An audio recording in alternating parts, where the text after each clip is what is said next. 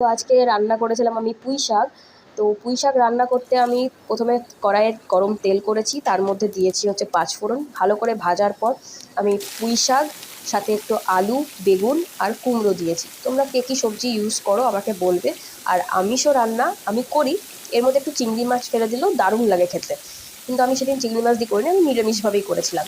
তো যাই হোক, তো ভালো করে নুন, হলুদ আর চিনি দিয়ে আমি এটাকে একটু ফ্রাই করে নেব।